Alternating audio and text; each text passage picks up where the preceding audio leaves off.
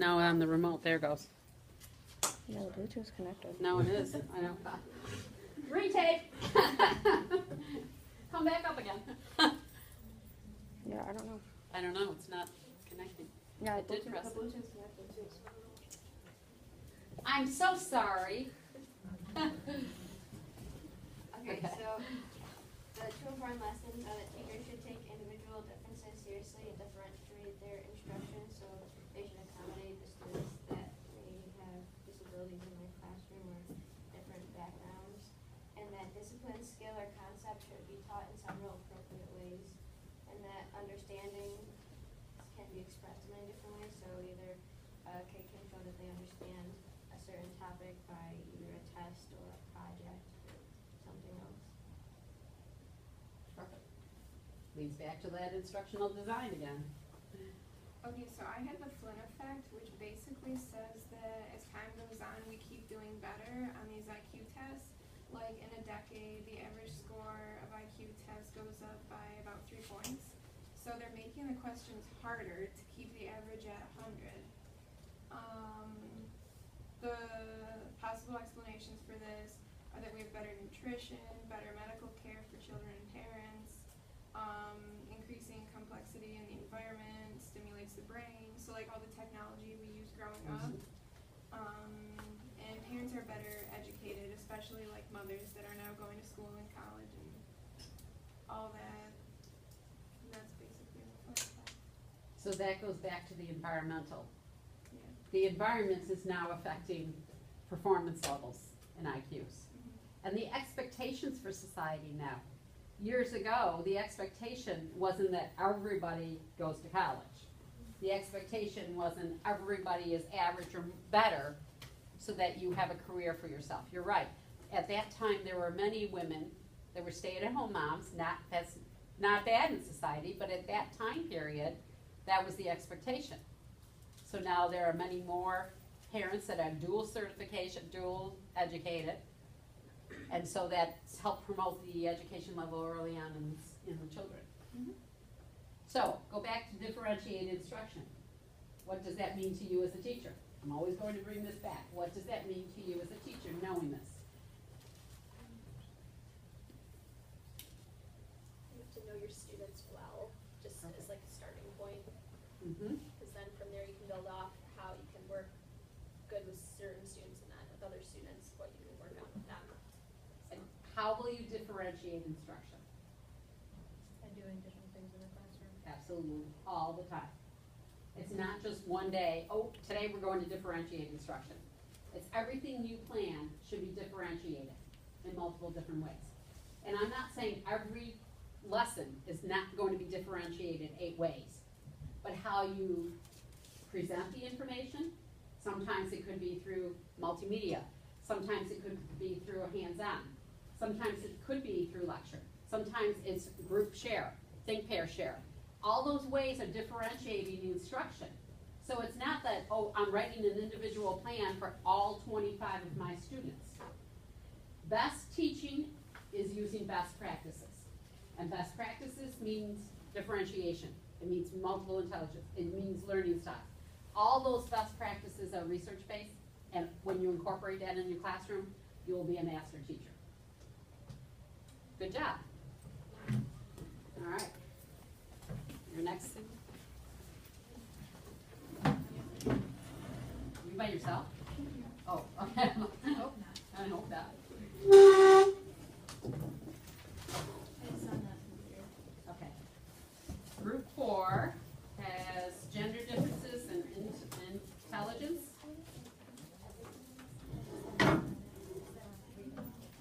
And that's another huge debate across the board.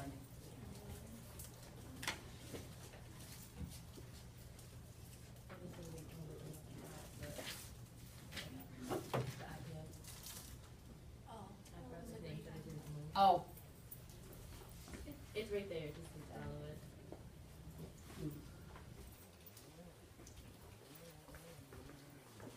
thank you for recognizing that. You have the right one. Uh, From the left hand.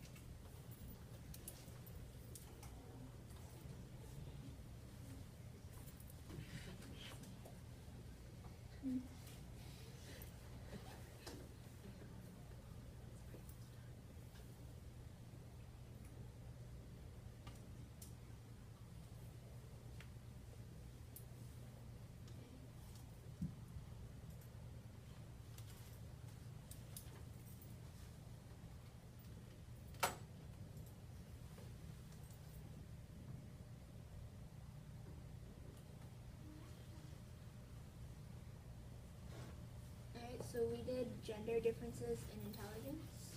Do you want us to introduce ourselves again? Okay, I'm Sydney. I'm Heather.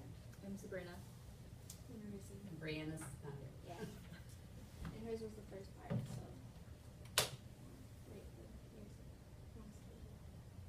Should we still go over hers or wait? Yes. Okay. Yeah. Do you want me to do it next slide? Can you- Yeah, okay, so gender differences. Studies are finding differences in boys and girls in their overall mental and motor development. Studies find that there are more males than females with high and low scores on tests. Boys and girls are more likely to be diagnosed with learning disabilities like ADHD and autism. And research shows that there are small differences in problem-solving skills favoring males in high school because problem-solving is taught in physics class rather than math classes, and boys are more likely to take physics than girls. Mm.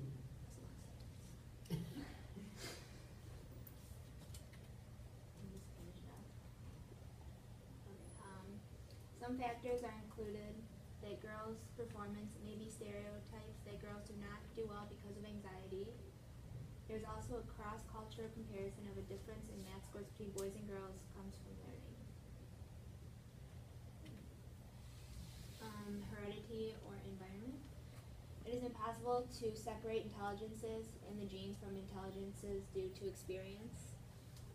And most psychologists believe that differences in intelligence are the result of both heredity and environment. What does the first statement mean? Explain why we know it's impossible to separate.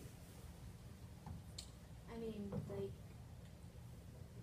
you can never know, like, what comes, like, just from heredity or what comes from just your environment growing up. Like, I mean, your parents can be really dumb and you can be smart, or, like, I don't know. It can just be anything. Right. There's really no way to know. Exactly. And so if you're exposed to more in the home growing up, that might lend to the additional intelligence and experience that gives you maybe some advantages in Yeah. certain areas. Yeah. But you're right, and the opposite is true. You could have a very gifted, intelligent parent and still, say, be an average intelligence, and that's fine. You can't say that this is like totally hereditary. And then being smart about IQ tests, again, they're originally developed in part to protect the rights of children from poorer families who might be denied an education on the false grounds that they weren't able to learn. And they predict school success equally, accurately for students of different races and income levels. It should be used to support the student's learning and development, not to deny the student access to resources or appropriate teaching, because cognitive skills are always improvable. And then, I can't remember who said it, but intelligence is a current state of affairs affected by past experiences and open for future changes. I'm going to throw out a term, and I want you to discuss it. Self-fulfilling prophecy. Has anybody heard of that before? How does self-fulfilling prophecy as a term relate to what that slide says? Pardon me? Anybody?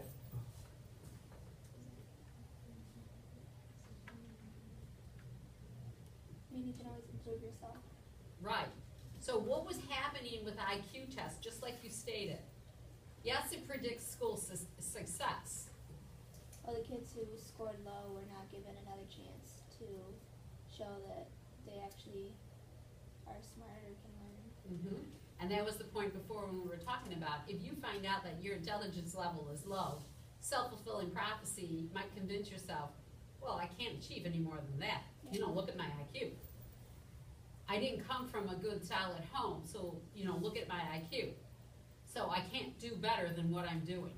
So it actually convinces you emotionally, psychologically, that you have a barrier in place.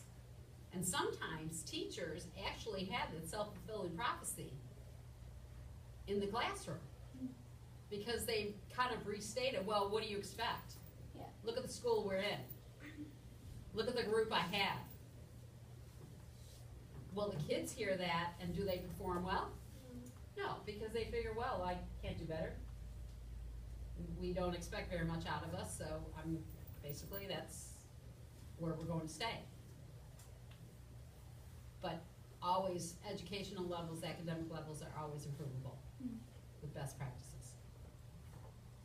Okay. And like with the IQ test, it might be hard for students to like build their confidence back up if they do have lower scores. So next was the learning styles and preferences. And two men like organized their work on individual styles, which were cognitive centered, personality centered, and activity centered. So cognitive centered styles revolve around how individuals process information. So like for an example, this would be by being reflective like upon oneself after you've like learned something. Personality centered was or involves personality traits such as being like if a student is like introverted or extroverted, so like if they're like shy or reserved versus like they're more outgoing. And then activity centered was how like they evaluate a variety of personality traits that affect how students or individuals approach activities. And then like the book gave us the learning style is usually defined as the way that an individual approaches learning or studying. So it's usually based on his or her strengths or weaknesses. Learning preference is considered a more accurate term because students prefer different learning environments and ways of learning. So, and they might include like instruments. So these could include like when you study, with whom you study, if you listen to music, or like if you prefer to study like in your bedroom or like sprawled out on like the living room floor, just your preference. And then experimental study had college students even like seeing like what type of learning style is best for them. So auditory, visual, or kinesthetic. And then when researchers examined how individuals identified their own learning styles, they came to the conclusion that people's judgments reflected preferences rather than their superior skills in like auditory, visual, or kinesthetic. And then lastly, many commercial companies that make a lot of money provide like advice to teachers or tutors about how learning styles go beyond like current knowledge base. The multimodal, is that how you pronounce it, was okay, it's like the more different ways that you learn something, the more you'll remember it. So different ways to learn will stick better in your memory. So if you see it, you touch it, you say it, you hear it.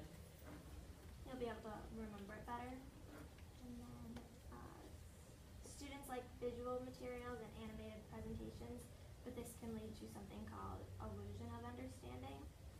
And lower ability learners are more vulnerable to developing illusions of understanding with these animated presentations.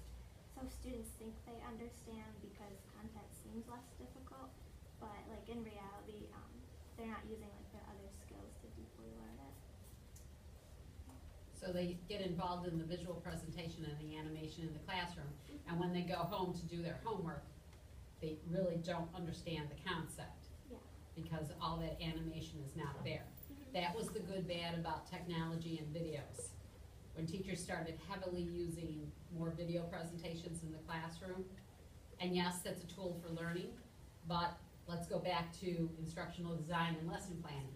When we think about lesson planning, you want to have a hook or a launch that exposes them to the initial concept of what you're trying to teach. A video is an awesome way to do that, but it's not the teaching tool. So you have to know as a teacher how much animation and how much video, because then it's going back to the old argument of, well, kids are used to now being at home playing video games or watching TV and the technology. Can't you teach it and then show the video though? So Absolutely. then it kind of reinforces it. But Absolutely. So it could be the assessment at the end that you're using it as a summative or formative assessment, and then they have to respond to it at the end, rather than opening up at the beginning. The value of considering learning styles. There are three facets to visual verbal learning: cognitive, spatial ability, cognitive style, and learning preference. There's a chart on the next slide. Just because a child likes a certain style doesn't mean it works best for them. They like what's comfortable, like the pictures, but if they don't have high spatial abilities, then it's not really going to work for them. And teaching strategies and social connection make more of a difference than the learning styles.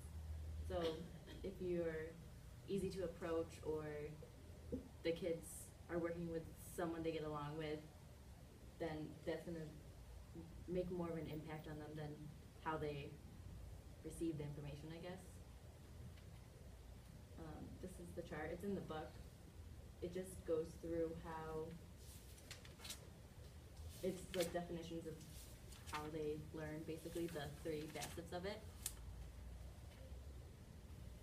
And beyond either or, even if their favorite isn't working, what works best for them, thinking about it helps students develop monitoring and self-awareness skills. And it also helps the teachers accommodate what the children want and need.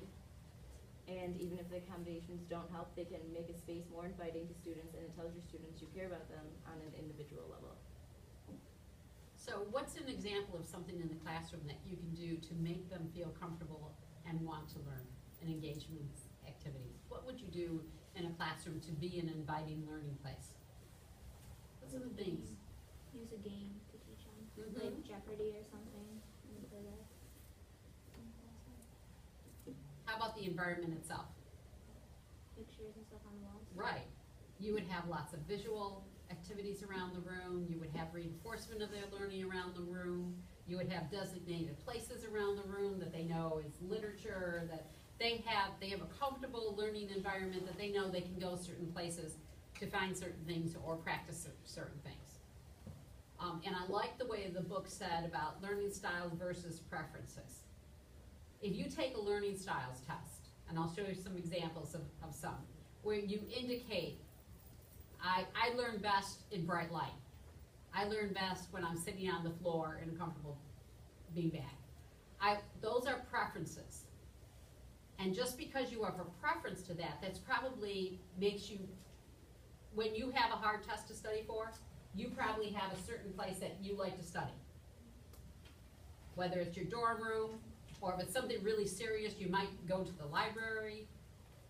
You know your best way to learn the information based on the content that you have to practice, correct? Those are preferences, not necessarily learning styles. They develop into learning styles, but as a teacher, you expose them to all of those, and you let them use the one for designate certain things that will help them, but you don't limit them to it. You don't say, oh, well, you're only a visual learner, so I'm going to give you all of your work visually. No, they need kinesthetic and they need linguistic. So you expose them to all the stuff, all the levels. Okay?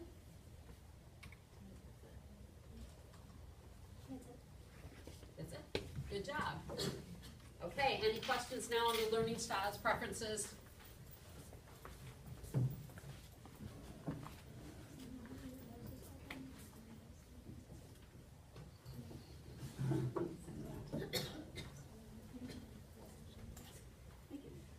Thank you. Okay, so the next part of the chapter I will do.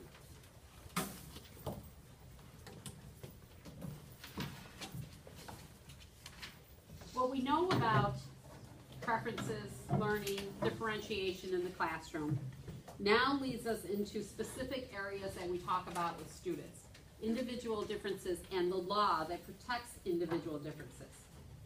We don't have laws in education that designate, because you have different learning preferences, that is a mandated law in your classroom that you have to use certain things. The legislature, and most of you, I think everyone, there was a couple that did not submit, I think today, the IDEA, I think I got the last one in. I asked you to reflect on legislation, and I asked you to go to the website on IDE, and it is IA now, and the I implies improvement. Because of the law protecting students with special needs. The law was developed because there were too many children in the classroom that were having disabilities that were not being addressed. And they were unfairly kind of cut out of education. And it, again, went back to the self-fulfilling prophecy. Well, you really can't do that. We had kids graduating with diplomas that were not qualified to have diplomas. And how fair is that? To think that everyone was given a diploma, whether you were qualified to go on to higher education or vocational, without being successful in school. It's unfair to students to say, well, we'll just pass you on. Pardon? They still do that. Well, I think individual schools, and I think you're right, I think that's more of an individual basis, and some of those are students that have never been identified for individual IEPs and special education for whatever reasons there are. There are some school districts that have a very difficult time identifying students and giving them what they need. And unfortunately, the kids will go through school without having the extra help that they need. And hopefully you won't end up in one of those schools because it makes it very difficult for the teacher. So the law helped protect these kids. And so it pulled in the parents and the teachers working together. And it supported them with an individual plan. And what was that plan called? Remember what the plan was called for the student? IEP, Individualized Educational Plan, which is followed by the classroom teacher, the special ed teacher, and all the way through their school career. Now, when they identify students under IDEA, the premise is the least restricted environment. And what does that mean? What does it mean to be restricted? The term restrict, what does it mean? Something's holding you back. Something's holding you back, right. Well, early on, when they started classifying students in special education, they had them in separate classrooms. They would provide their education in a whole separate room away from the regular classroom. Now think psychologically and emotionally. If we say, well, now you have an IEP, so you're going to have to go over here to this classroom, and you might be in a class of 5 or maybe 10 or 12, and there still are individual classrooms, but they're for other severely handicapped conditions, like sometimes emotional. So sometimes if the classification is a severe ED, emotional disability, a child that can't function within the whole group has to be in a more restricted environment. That's based on what they've done as measures and success in the school. So least restricted means you allow the students' best practices within the regular classroom with all of the students, and you monitor their success. If that success is not happening, then they take it up to the next level. Now, what's happened with our education process, which is a good thing, is if you look further on, and I'm going to jump ahead a little bit in the chapter and then come back, is what we call response to intervention. How many of you have heard that term before? One. Okay, so this is brand new learning. Look at page 157. It's a tier approach to education. And then we'll pop that.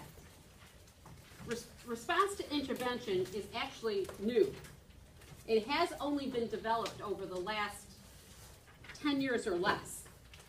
And the implementation in schools has a lot of training for staff and teachers. Response to intervention is exactly that. It's a tiered approach. And we're saying we looked at the classification that was happening to students. Too many students were being classified under special education that truly didn't need special education instruction. They might have had weak areas. Maybe they were not academically achieving as well as the rest of the class, but that doesn't mean you're special education. We've had a huge influx of ESL. We've had lots of different cultures coming to the United States. Teachers were very frustrated, saying, I don't know how to teach a child who doesn't speak English. And they wanted them classified. Well, that's not a disability because you're from a different culture in a different country. So the classification rate started rising. I'll never forget, like when we were in school, they actually put a moratorium on no more classification, which was not good, because there truly are kids that need classification on a learning disability. But because it became so overwhelming, the federal government starts saying, we're not giving you, because they have to provide money to the school district to provide for these students being classified. Well, that means more teachers, that means more services, that means more money, and the federal government was not willing to do that. And they started saying to school districts, you better figure out how you're going to meet the needs of all these various students without throwing them in to special education. So they developed response to intervention because they wanted the teachers to become good practitioners and look at it as a team. So let's look at this model. The 3 tiers start from the bottom. It's like blooms. So tier 1 is best practices. School-wide, they're saying every school should be practicing the best research practices that there are for a good education. Sound practices. Meaning you're differentiating instruction. You're using various materials. The teachers need to be trained. Every teacher needs to have a literacy background, because the core of your education as a teacher, it doesn't matter if you're teaching middle school, high school, or elementary school. Isn't literacy the key to understanding any content area? Absolutely. And years ago, teachers used to say, well, I'm not a reading teacher. I don't teach like that. I'm not a reading teacher. And when I was a reading specialist, and I would try to work with classroom teachers and say, try to approach the understanding in social studies or science like this and break it down. Well, I've never learned that. So we saw in our teacher prep programs that the whole issue, and that's why you will see as you're going on, no matter what content area you're in, you're going to be taking literacy classes. Tell me why that's part of your programming. If you can't read, you can't do anything else. Absolutely. So how do you teach content if they can't even read? How do you as a teacher teach academic language, understanding, comprehension? It's not delivering the information if you're a science teacher. You have to break it down to help them understand and comprehend it. How do you, as college students, read and understand the textbooks, which are at a very high level with high academic language, if you do not have sharp skills in reading, comprehension, academic language, writing skills? So think about that as adolescent teachers. So they're saying the best practices in school has to be a tier 1. And that's what they're saying, research-based. Behavioral instruction, key. Because if you don't have a class that you have respect, camaraderie, behavioral expectations, very little success can happen. So if your class all day long is jumping around the classroom, throwing things around, not even focusing on attention, on instruction, very little education can happen. So they're saying teachers have to be better prepared and understand behavioral skills, behavioral research. How do I set up my classroom management? How do I build my expectations? How do I have a community of learners? That's what the goal is. So we're saying a tier 1, you're saying 75 to 80% of your class should succeed remarkably under a tier 1 model. So if you're doing all those best practices in the classroom, you're going to reach and help the 75 to 80% minimum of your class succeed. And that includes doing things like understanding by design, really critical, strong objectives, learning styles and preferences in your classroom, differentiation across the board for your subject areas. And if that doesn't work and you monitor that, tier 1 means you keep records as a classroom teacher. Because if you come back to the team and say, I have this student who's just not being successful, every test I give them, he fails, or she fails. The first thing we ask for from the classroom teacher, show us the documentation. So what do you think the documentation is that we would expect as the team? The core team in school is the principal, your vice principal, the school psychologist, the speech pathologist, the social worker, a special ed teacher, and regular ed teacher as part of this team, response to intervention team. You as a classroom teacher bring a child to us and say, I'm really concerned the child's not succeeding. We say, show us the evidence. If a teacher brings out their marks, their grade book, and says, look, every test, they failed. That's not documentation. Documentation is showing us that I differentiated. I used multiple different strategies with the student. These are the activities that I did with the student. This is what was successful, this is what was not. It does not go by grades. It does not go by IQ test. It goes by what have you tried research-based in your classroom. And then teacher might say, I don't know what else to do. I'm stuck on strategies. So guess what the team does when the teacher comes in? What do you think the best next logical, if you went to the doctor and said, you know, I have tried all these things to help the pain that I have in my back, and I've gone to the chiropractor and I'm taking Advil, and I tried using a back brace, and I did exercises, and none of this is working, and I don't know what's happening. What's the next step that a doctor would do? Because you are a practitioner. They would reevaluate everything. Perfect. They would reevaluate. They might send you for an MRI. They might do an x-ray. They'll examine you.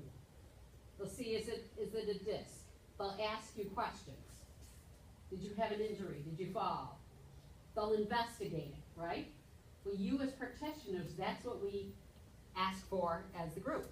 So we'll say to the teacher, okay, show us your supportive data, which means like formative assessments, anecdotal notes, observations, any criteria you can give us about that student. And then we'll say, okay, you tried this, this, and this. Here's some other strategies that we want you to take back and try now. Guess what the first reaction was from teachers, classroom teachers, when we first implemented this about 10 years ago? I've already tried so much, why should I try it? Exactly.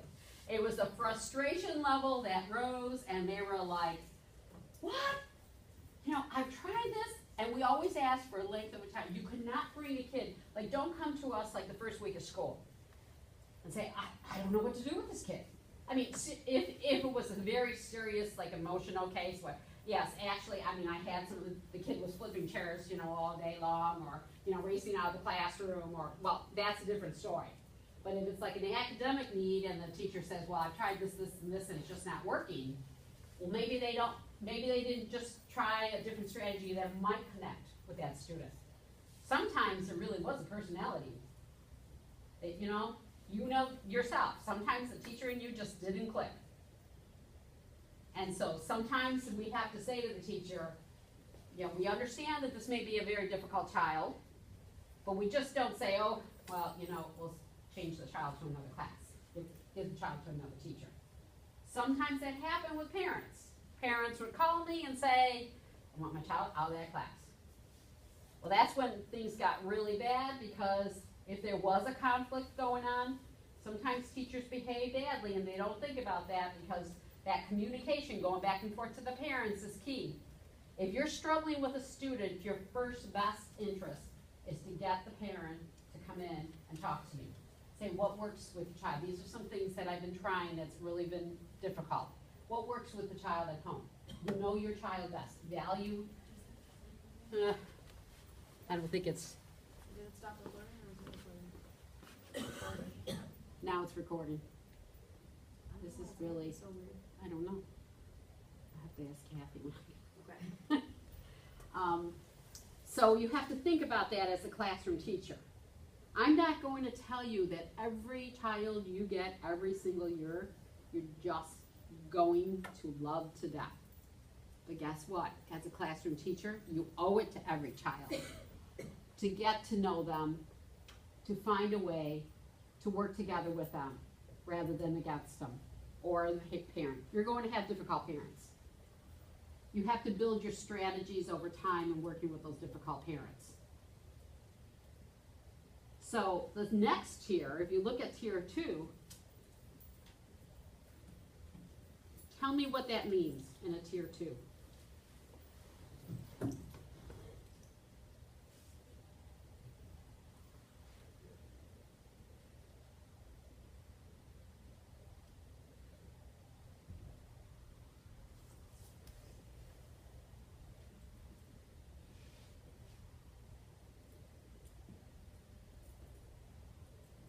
What would that mean if you were the classroom teacher? And we developed a tier 2 for the student. So could it be like center work so that you're splitting off into different groups and then Mhm. you're gonna work based on their level of learning to implement different things for them to see if that helps more. So Absolutely. it's splitting into groups and rotating around. Right, to different and the activities. key is it's done by The teacher. the classroom teacher. It's not, I'm sending the child out. Now, if you're fortunate enough to have, because they've changed up services, but if you're fortunate to have the reading specialist, a math specialist in your school building, they can be part of your tier 2. You integrate them into your classroom. You're not sending the child out and say, fix this child. Here, you try to work some other strategies. You work together with the specialist and you bring them into the classroom and you split them up into small groups. Now, does that child have to work all by themselves? No. So you create small groups, but guess what? There's going to be other children in your classroom or other students that need some of that other intervention too, because it's good practices and it's strategies. So say you have a child that's really difficult time in reading, and they have specific strategies that they don't get. So you pull together a small group and you have them work together. But the key with tier 2 is you have to monitor and you have to keep the information. And it says 3 to 4 times a week, because we all know you don't learn a good habit without constant practice and repetition. So a teacher can't come back to the group and say, well, I tried this. Well, how many times? Show me your documentation. Well, I tried it 1 time this week. That's not good intervention. It's like when you go to the doctor and the doctor said you have to exercise 3 times a week. And the next time you go back to the doctor and he says, okay, well, show me your progress. And you said, oh, I go and work out. He goes, well, how many times a week? Well, I think I got 1 time last week, and maybe the next 2 weeks I got another hour. And what's he going to say? Pardon me? Try harder. Try harder. Go back and try to implement now, at least increase it to 2 times a week. And then come back and we'll monitor your progress again. If they give you medication and the doctor says, I want you to take this 2 times a day, and you cut it back and you take it once every 3 days, you'll say the medication's not working. The doctor will say, are you taking it effectively? You're the doctor in the classroom. You have to think yourself as the practitioner. You're designating specific skills for those students. But you can't build a skill. It doesn't become a habit if you don't repeat it. Constant repetition. You don't learn sight words without going over the sight words at constant. You don't learn adding and subtracting without going over. So why do you think we heard in the presentation that girls steered away from physics? What did it say about the gender bias between males and females in taking physics? That men are more likely to take it than a girl is. Why? Think about multiple intelligences. Think about learning styles. What do more males tend to succeed in? Engineering, math, logic. Well, sometimes. Sorry. So what do you think has happened in our educational system that has promoted that kind of thinking?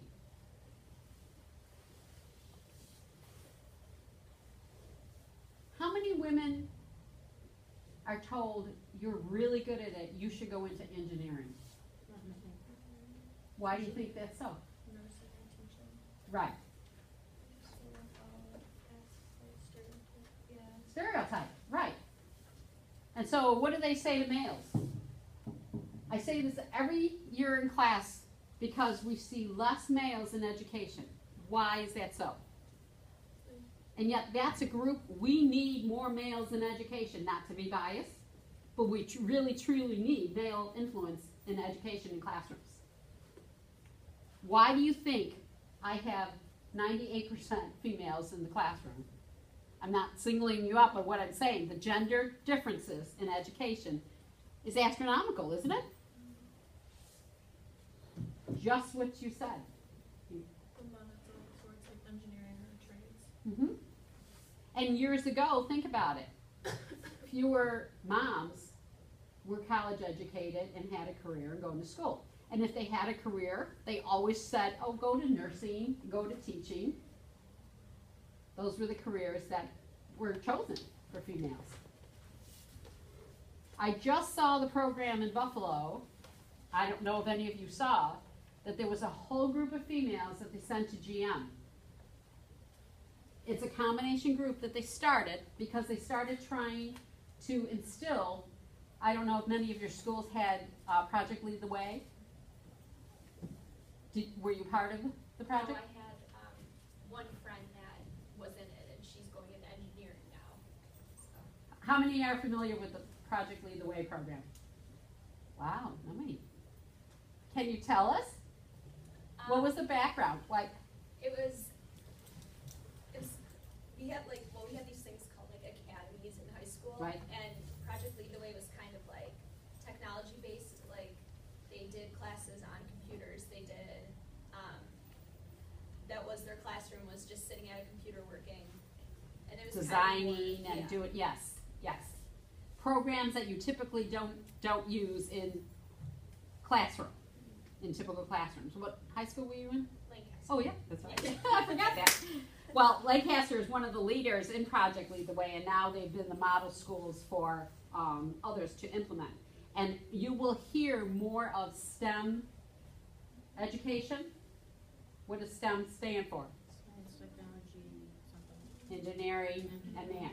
So they're trying to implement more of those core subjects into our high school, middle schools to allow the girls to go on. We want females to show that we do have logical, mathematical minds too that we can explore and move on into those areas.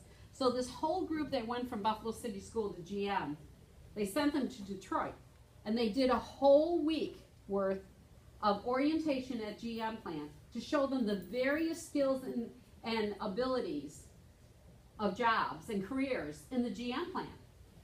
And guess what? It was organized by their vice president, who was a female.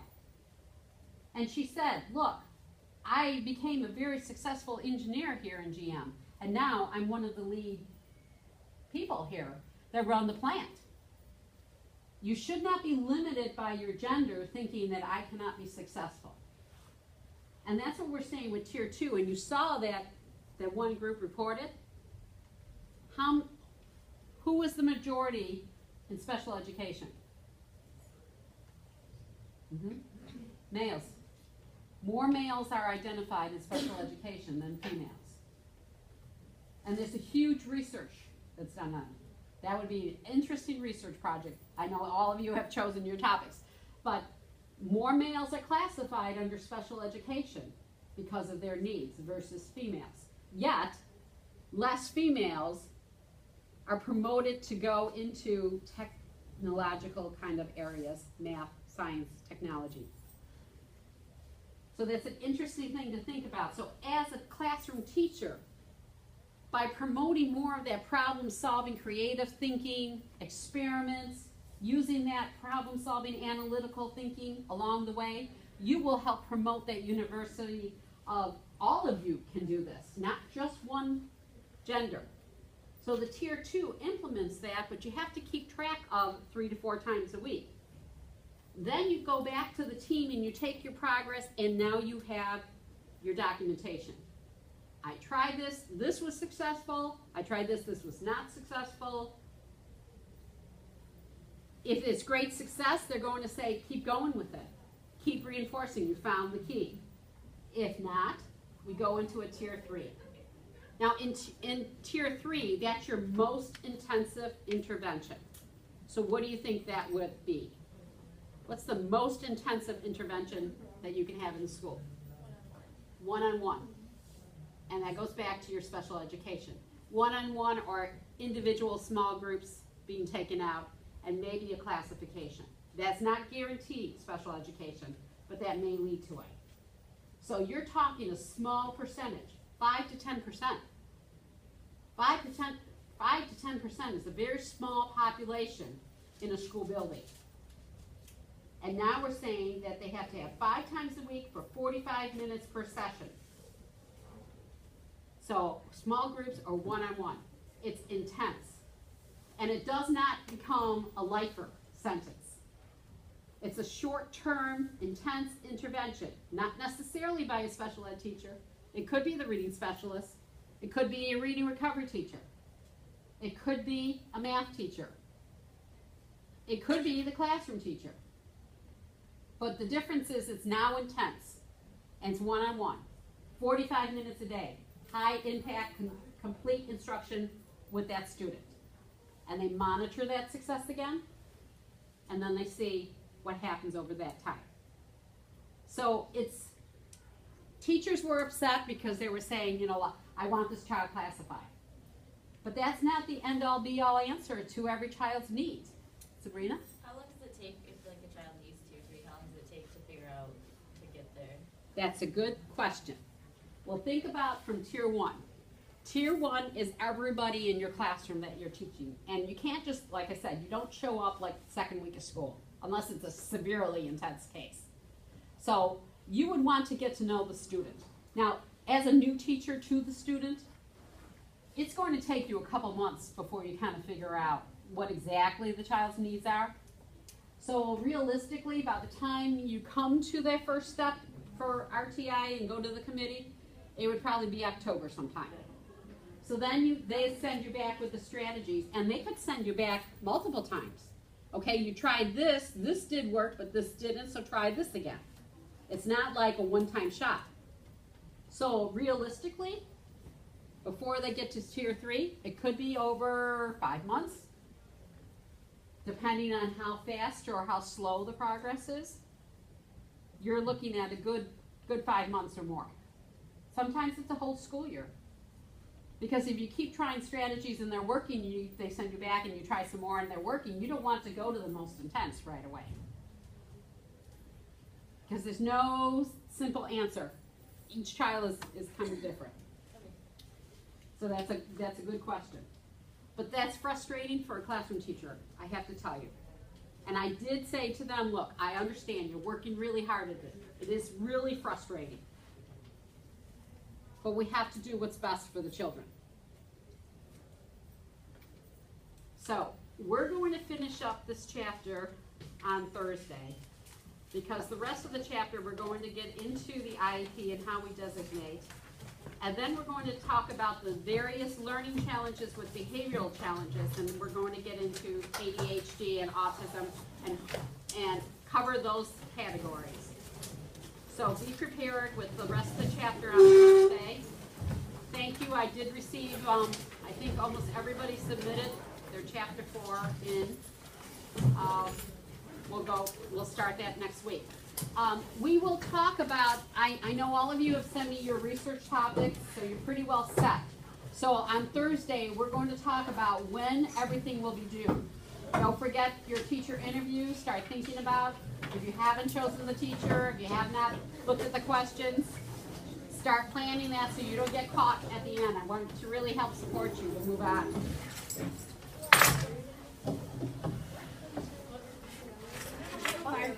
I don't know why. I wonder if that's that's not charged. Did you get my name down in there? I did. Thank you. Thank you.